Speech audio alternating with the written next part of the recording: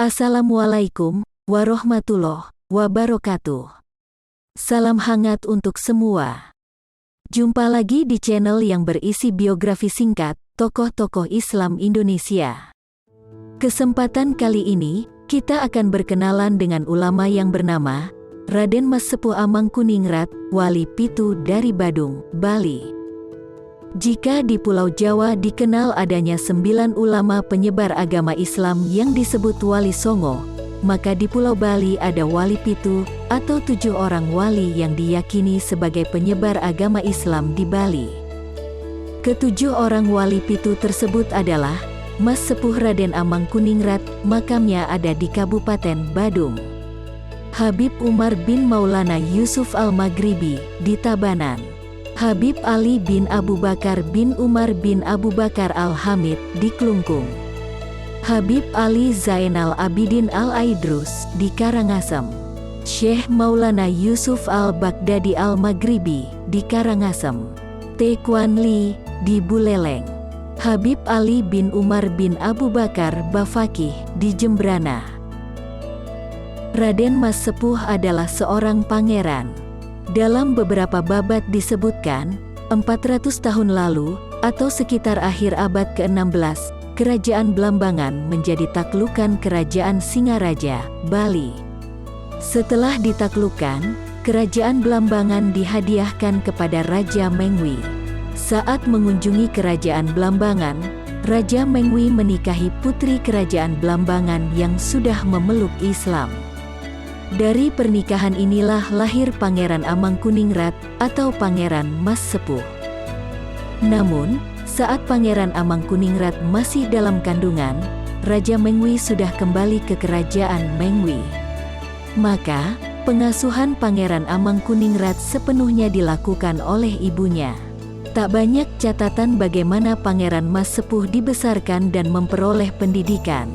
Yang pasti, pada usia 25 tahun, ia telah menjadi pemuda muslim yang sangat berilmu dan sakti.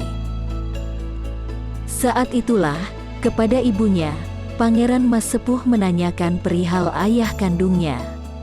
Setelah memperoleh penjelasan dari sang ibu bahwa ayah kandungnya adalah seorang raja di Kerajaan Mengwi, Pangeran Mas Sepuh pun melakukan perjalanan ke Bali. Konon, dalam perjalanan ke Bali ini, Pangeran Mas Sepuh diiringi oleh 40-an santri dan kiai. Dari cerita-cerita rakyat dikisahkan, Pangeran Mas Sepuh dikenal sebagai orang yang berilmu tinggi dan sakti. Salah satu kesaktiannya adalah bisa berjalan di atas air. Bahkan, bersama para pengikutnya, diceritakan bahwa Pangeran Mas Sepuh sering salat berjamaah di atas air. Karena itu, ketika menempuh perjalanan ke Bali, menuju Kerajaan Mengwi, Pangeran Mas Sepuh bersama para pengikutnya melakukannya dengan berjalan di atas air. Namun, setibanya di Kerajaan Mengwi, Pangeran Mas Sepuh tak bisa bertemu dengan ayah kandungnya. Raja Mengwi pertama, ternyata telah mangkat, digantikan oleh keturunannya, yang tak lain adalah saudara tiri Pangeran Mas Sepuh.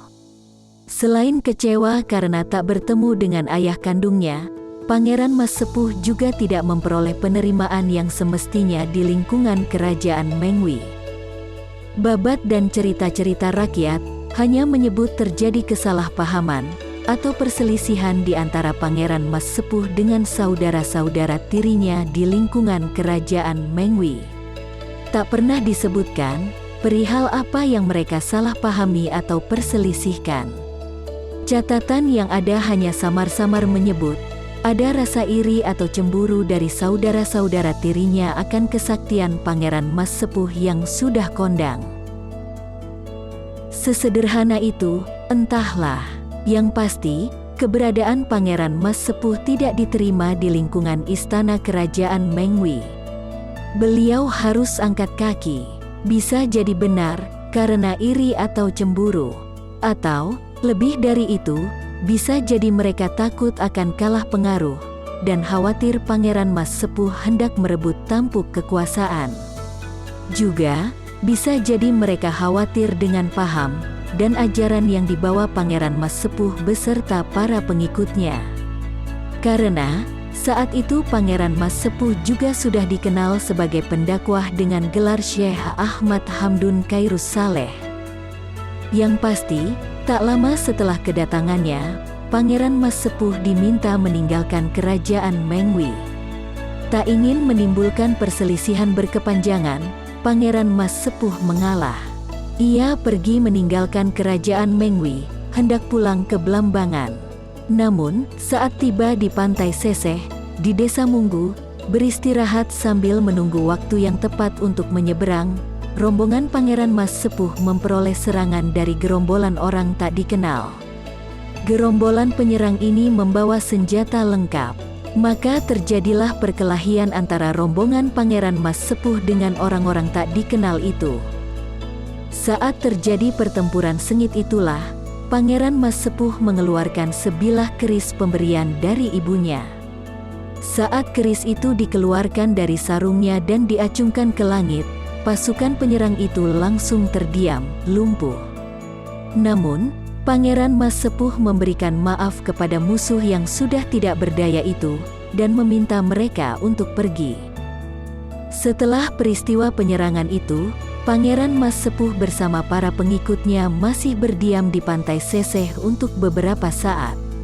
Namun, entah oleh sebab apa, tak lama kemudian Pangeran Mas Sepuh wafat, dan tidak pernah kembali ke Blambangan. Sebelum wafat, Pangeran Mas Sepuh sempat berpesan kepada pengikutnya agar dibuatkan makam di pantai Seseh. Makam inilah yang kemudian menjadi jejak petilasan salah satu dari wali pitu atau 7 ulama penyebar Islam di Bali. Bentuknya justru mirip pura atau tempat peribadatan pemeluk Hindu Bali, dan memperoleh sebutan Makam Keramat Pantai Seseh. Lokasinya kini berada di Banjar Seseh, Desa Cemagi, Kecamatan Mengwi, Kabupaten Badung.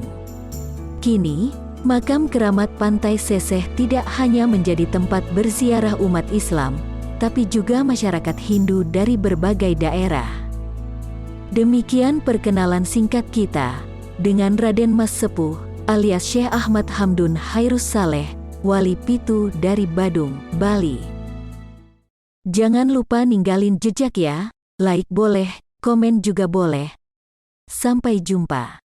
Wassalamualaikum warahmatullahi wabarakatuh.